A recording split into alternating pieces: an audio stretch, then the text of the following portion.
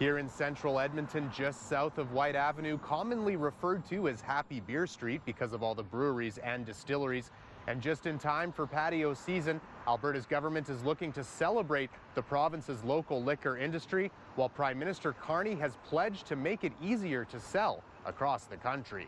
Alberta has the most competitive beer market in Canada, and so anytime the powers that be decide to shine a light on the stuff that's made right here is always gonna help us. The owners of Bent Stick Brewing in Edmonton welcoming a new campaign from Alberta's Tourism and Liquor Control Board to promote what they say are nearly 250 local breweries and distilleries across the province. The AGLC and Travel Alberta telling City News they're hoping local liquor makers can tap into a global beer tourism market they estimate will be worth nearly $20 billion by 2029. But while the province is hoping to bring people in to enjoy beverages, what about selling those beverages outside of Alberta? So that by July 1st, as promised, that middle-class tax cut that will reduce taxes for the 22 million Canadians who pay federal income taxes. Wednesday in Ottawa, Prime Minister Mark Carney pledging to lower taxes for Canadians by Canada Day, but that's not the only pledge from the new Prime Minister. During the federal election campaign, Carney promising to come up with a plan to eliminate provincial trade barriers by July 1st as well as a response to U.S. tariffs.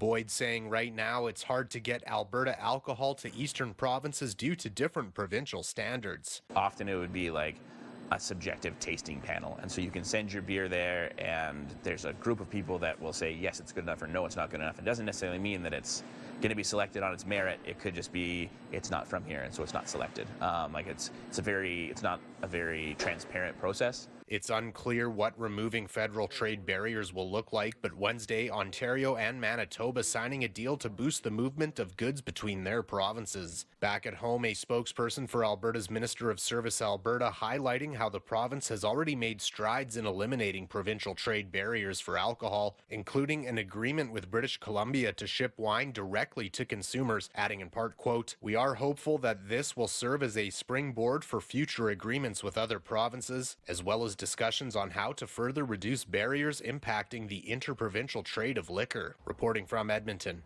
Darcy Ropchan, City News.